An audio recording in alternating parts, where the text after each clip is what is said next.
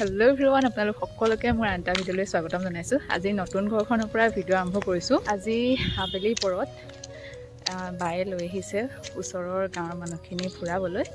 তাকে ওলাই কৰি আহিছোঁ। বাহে বুলি কৈ দিয়ক। চ' সেয়াই, ব'লকচোন আজি কি ভিডিঅ' দেখাব পাৰোঁ আপোনালোকক চাওঁ। তো ব'লক এইখিনি পৰা ভিডিঅ'টো আৰম্ভ কৰোঁ।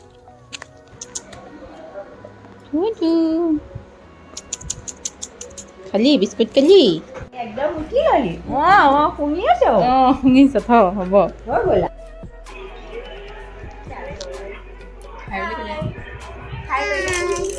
কৈ দিয়া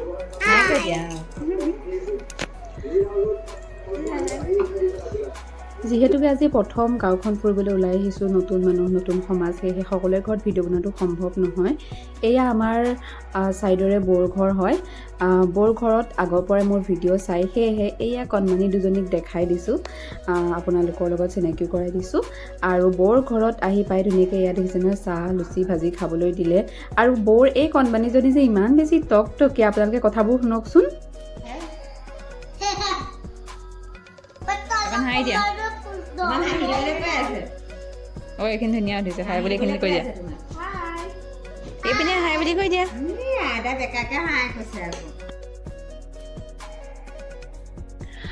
হে গাইজ, গুড ইভিনিং। আজি ওচৰৰ দুঘৰমান মানুহত ফুৰি আহিলোগৈ, কিন্তু ভিডিঅ' কৰাটো একেবাৰে সম্ভৱ নহয়, যিহেতুকে মই নতুন লাজ লাগে আৰু নহয় জানো। সেয়েহে সৰু সুৰাকৈ অকণমান ভিডিঅ' কৰিলোঁ বাৰু।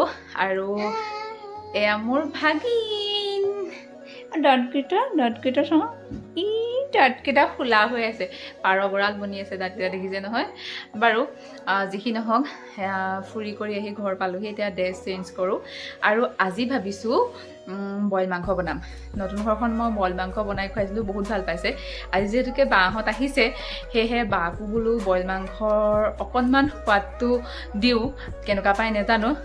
ইয়াৰ মানে দেউতাই, শহুৰ দেউতাই বাহঁতক কৈয়ে থাকে মানে বইল মাংসটো বোলে ধুনীয়াকৈ বনাওঁ, সেয়েহে বায়ে কৈছে আজি বইল মাংসটো বনাওঁচোন, খাই চাওঁ কেনেকুৱা হয়। চ' আজি বনাই খুৱাম আৰু আপোনালোককো দেখাম মইনো কেনেকৈ একেবাৰে চিম্পুলকৈ বইল মাংসটো বনাওঁ। চ' সেয়ে এতিয়া কাপোৰ চাপোৰ চেঞ্জ কৰি লৈ পেলাই দেখাই আছোঁ কি কৰোঁ, চাই থাকিব ভিডিঅ'টো। আৰু নতুন ঘৰৰ পৰা মোৰ এইটো প্ৰথম ভ্লগ হয়। চ' ভিডিঅ'টোত কি দেখাব পাৰিছোঁ নাজানো, কিন্তু ভিডিঅ'টো কণ্টিনিউ কৰি আছোঁ। চ' আপোনালোকে ভিডিঅ'টো সম্পূৰ্ণকৈ চাই থাকিব।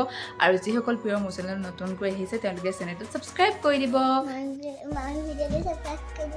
মামী চেনেলটো ছাবস্ক্ৰাইব কৰি দিব আৰু ভিডিঅ'বোৰ চাই ভাল পালে লাইক শ্বেয়াৰ সকলোখিনি কৰি দিব। তেতিয়াহ'লে মই আপোনালোকক একেবাৰে লগ পাই আছোঁ বইল মাংস বনোৱাৰ সময়ত। যিহেতুকে বইল বনাম, তাৰ কাৰণে এয়া মই লৈছোঁ কেইফুটামান নহৰু, অলপমান আদা, লগতে লৈছোঁ 2টা বিলাহী, জলকীয়া, আমাক লাগিব 2টা ডাঙৰ চাইজৰ পিঁয়াজ আৰু অলপমান জালুক। সেয়া হ'লে আমি বইল মাংসখিনি বনাব পাৰিম। এয়া এতিয়া কাটি আছোঁ বিলাহী, পিঁয়াজ নহৰুখিনি। এয়া পিঁয়াজ লোৱাই নাই নহয়, পিঁয়াজ ল'বলৈ আছেই। এয়া নহৰু, এইবোৰ খুন্দিব লাগিব, পিঁয়াজখিনিও খুন্দি ল'ব লাগিব, লগতে আদাখিনিও খুন্দি ল'ব লাগিব। তাৰপিছত কি কৰোঁ দেখাই আছোঁ আপোনালোকক। এইখিনি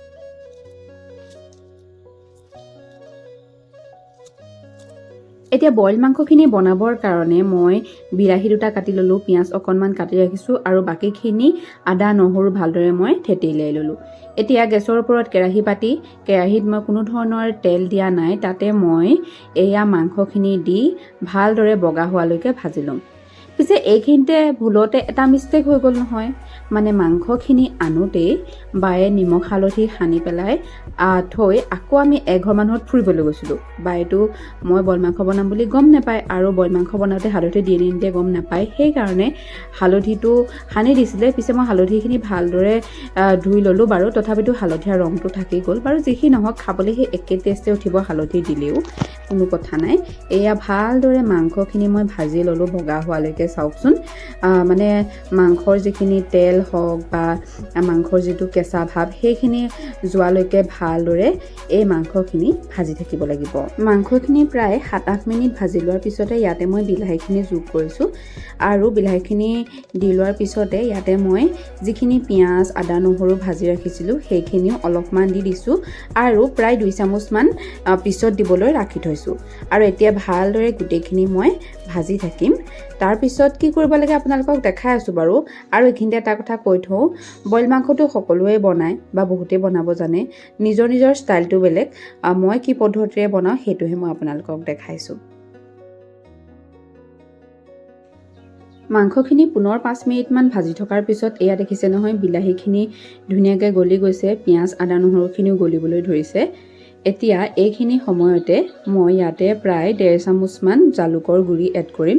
মানে মই প্ৰায় 25টামান জালুক ভালদৰে গুড়ি কৰি লৈ পেলাই ইয়াতে দি দিছোঁ। জ্বলাটো নিজৰ ওপৰত কথা কিমান খায়, আৰু ইয়াতে মই জলকীয়া যিহেতুকে এড কৰিমেই, আৰু জালুকখিনি দিয়াৰ পিছত অকণমান লৰাই লৈ পেলাই ইয়াতে মই জোখ অনুসৰি পানী দি দিছোঁ। পানীখিনি যোগ কৰাৰ পিছতে ইয়াতে মই 4টা সৰু সৰু জলকীয়া দিছোঁ, আৰু যিখিনি পিঁয়াজ আদা নহৰু পিছত দিম বুলি ৰাখি থৈছিলোঁ সেইখিনি দি দিলোঁ। এতিয়া মই এইখিনি প্ৰেছাৰ কুকাৰত দি পেলাই চিটি মৰাই দিম। বইল মাংসখিনি বনাই থৈ আহিছোঁ, মানে কেৰাহীৰ পৰা প্ৰেছাৰ কুকাৰত চিটি মাৰিবৰ কাৰণে দি দিলোঁ। কিন্তু আজি এটা কথা হৈ গ'ল, কি হ'ল, বায়ে মানে এইটো নাজানে ন মই বইল মাংস বনাম বুলি, আগতে ভাবি আছিলোঁ বুলি বায়ে মানে মাংসখিনি হালধি সানি দিলে। বাৰু একো নহয়, হালধি সানিলেও টেষ্টটোহে একে আহিব আৰু। চ' মাংসখিনি এতিয়া প্ৰেছাৰ কুকাৰত উঠাই থৈ আহিছোঁ, হ'লে আপোনালোকক নিশ্চয়কৈ দেখাম। আৰু এতিয়া অকণমান ফেনৰ তলত বহিছোঁ, ইমান বেছি গৰম। আৰু এটা ভাগিন আছে নহয়, এইয়া হাই বুলি কৈ দিয়ে। চবৰে মানে মামীয়ে ক'লে একদম হেঁপাহ, আৰু ইটোক উলিয়ালে সিটোক বেয়া পায়। এজনী আমাৰ পেটলি ভাগিন দেই। আৰু এইটো এটা বাকী অবি সেইদিনাখন বইল মাংস খাই কেনেকুৱা লাগিছিলে? ভাল লাগিছে। আমাৰ ভাগিনে কিন্তু মোৰ হাতৰ বইল মাংস খাইছে, ভাল লাগিছে বুলি কৈছে। আজি পিছে কেনেকুৱা পায় আপোনালোকক ৰিভিউটো দিম, ঠিক আছে? বনাই হৈ লওক, তাৰপিছত আপোনালোকক দেখাই আছোঁ।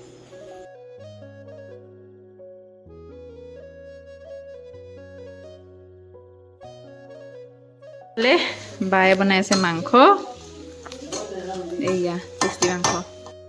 আৰু এইফালে বায়ে বনাই আছে মাংস। কিবা এটা কৈ দিয়ক। এজনীয়ে বইল বনাইছোঁ, এজনীয়ে মাংস ভাজি আছোঁ। এইয়া চাওক, অকণমান দেখাই চাওক। সেয়াই আৰু আপোনালোকক একেবাৰে ফাইনেল লুকটো দেখাই আছোঁ, ঠিক আছে? এয়া আমাৰ তৃপ্তিৰে এসাঁজ খাবৰ কাৰণে ৰেডি হৈ গ'ল। এয়া মই বনোৱা বইল মাংস, এয়া বায়ে বনোৱা চিকেন, আৰু এয়া আমাৰ থালিখন। কেনেকুৱা লাগিছে জনাবচোন। আৰু আপোনালোকে বাৰু বইল মাংস খাই কেনেকুৱা পায় জনাবচোন। মোৰ যে খুবেই প্ৰিয় হয়, আৰু মোৰ নতুন ঘৰখনতো এতিয়া একদম বইল মাংসটো লগতে বইল মাছটো প্ৰিয় হৈ পৰিছে। তেতিয়াহ'লে ভাত সাজ খাই লওঁ, আপোনালোকক দেৰিকৈ লগ পাই আছোঁ। হেল্ল' এভৰিৱান, আকৌ দুদিনৰ পিছত ভিডিঅ'টো ৰিষ্টাৰ্ট কৰিছোঁ। বাৰু বেকগ্ৰাউণ্ডটো অকণ বেলেগ লাগিছে নেকি, আৰু চিনাকি যেন লাগিছে নেকি বাৰু চাওকচোন। এইয়া মই পাই গ'লোহি ঘৰ। আচলতে আমাৰ খুৰা ককা এজন ঢুকাইছিল, কালি সকাম আছিল, তো তালৈকে আহিলোঁ। আৰু সেই যে আহিলোঁ ইয়ালৈ ভিডিঅ' কৰা নহ'ল বাৰু, কিন্তু মিষ্টাৰ ঘৰত থাকোঁতেও সেই ফুৰিবলৈ যি ওলাই গ'লোঁ, মাংস চাংস বনালোঁ। তাৰপিছত আৰু ভিডিঅ'টো মোৰ নতুনকৈ ষ্টাৰ্ট কৰা নহ'লে। আজি যিহেতুকে ঘৰত আছোঁ, সেয়েহে ভাবিছোঁ অকণমান চুলিৰ যত্ন লওঁ। মিষ্টাৰ ঘৰলৈ যোৱাৰ পিছৰ পৰা মানে একেবাৰে চুলিৰ যত্ন ল'বলৈ সময় নাই। মানে ৰাতিপুৱা সময়তে গা ধুই দিয়া হয়, তাৰপিছত আৰু যি টি মুখতেই হওক বা চুলিতে হওক লগাবলৈ ইচ্ছা নাযায়। সেইকাৰণে আজি বোলো ঘৰত অকণমান চান্স পাওঁতেই চুলিত কিবা কিবি অকণমান লগাওঁ। আৰু গৰমত খুব বেছি চুলি সৰিছেও, যিহেতুকে খোপা বান্ধি থৈ দিওঁ। সেয়েহে আজি জবা ফুল আৰু জেতুকা এনেকৈ কিবা কিবি লগাম। সেয়া জবা ফুল আৰু পাত নিবলৈ আহিছোঁ। চ' কি লগাওঁ চুলিত আপোনালোকক দেখাম, চাই থাকিব ভিডিঅ'টো। এইজোপা আমাৰ ঘৰৰ জবা ফুলজোপা, তাৰে পাত ফুল অলপমান ছিঙি লওঁ।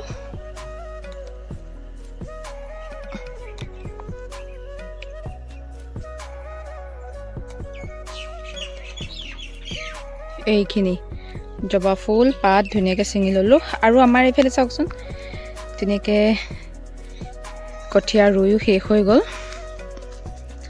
আৰু এয়া কৈছিলোঁ যে খুৰা ককাজন ঢুকাইছিলে, এয়া সকামৰ ঘৰ দেখিছেনে, ৰভা দি থৈছে। চ' বলক এইখিনি আৰু কি কি ইয়াত যোগ দিওঁ আপোনালোকক দেখাই আছোঁ। আমাৰ জেতুকা গছ, কিন্তু জেতুকা কোনেও নলগায়, সেয়েহে বোলো আজি অকণমান মই লগাওঁ। বহুত দিন জেতুকা লগোৱাই নাই বাৰু চুলিত। এয়া চাওক কিমান ধুনীয়া সতেজ হৈ আছে পাতখিনি।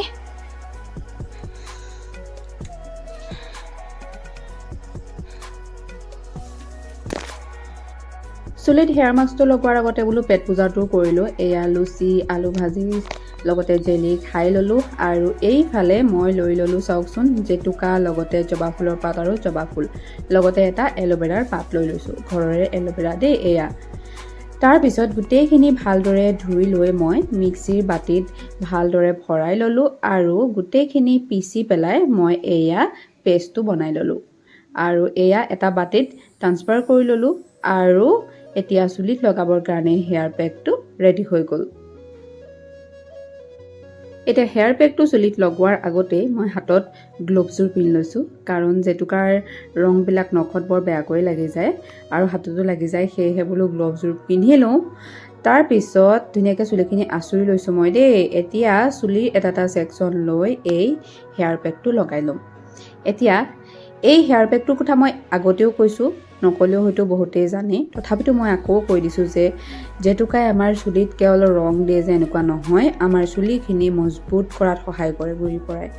লগতে জবা ফুল আৰু জবা ফুলৰ পাতে আমাৰ চুলিখিনি চিল্কি আৰু স্মুথ কৰাত সহায় কৰে। চুলি সৰা সমস্যা যদি হৈ থাকে, জবা ফুলৰ পাত লগতে জেতুকাই চুলি সৰা সমস্যাটো দূৰ কৰাত সহায় কৰে। আৰু এয়া আমাৰ ঘৰত পেহীও আছে দেই। পেহী আৰু মই একেলগে সকামৰ ঘৰলৈ আহিছিলোঁ। পেহীয়ে মোক কিবা এটা সুধি আছিল, পেহীকো দেখাই দিছোঁ। বাৰু আকৌ কৈ আছোঁ যে এই হেয়াৰ পেকটোৱে আমাৰ চুলিৰ আগফটা সমস্যাও দূৰ কৰে, চুলিৰ ডালটো মজবুত কৰি তোলে, চুলিখিনি ডাঠ কৰে আৰু আমাৰ চুলি সৰা সমস্যা দূৰ কৰি চুলিখিনি নতুনকৈ গজোৱাটো সহায় কৰে। চ' আপোনালোকেও এই হেয়াৰ পেকটো ঘৰত এবাৰ নিশ্চয়কৈ লগাই চাব। সকলোৰে ঘৰতে জেতুকাই হওক, জবা ফুলেই হওক, জবা ফুলৰ পাত বা এল'ভেৰা থাকেই। চ' আপোনালোকে লগাই চাব, ৰিজাল্টটো কেনেকুৱা পায় মোক জনাবচোন দেই। এয়া ধুনীয়াকৈ মই জবা ফুল, জেতুকাৰ পাত লগতে এল'ভেৰা লগাই ল'লোঁ। এতিয়া প্ৰায় আধা ঘণ্টা নাইবা 1 ঘণ্টাৰ কাৰণে ৰাখিম। তাৰপিছত শ্বেম্পু নকৰোঁ আজি, এনেই চুলিখিনি ধুই দিম।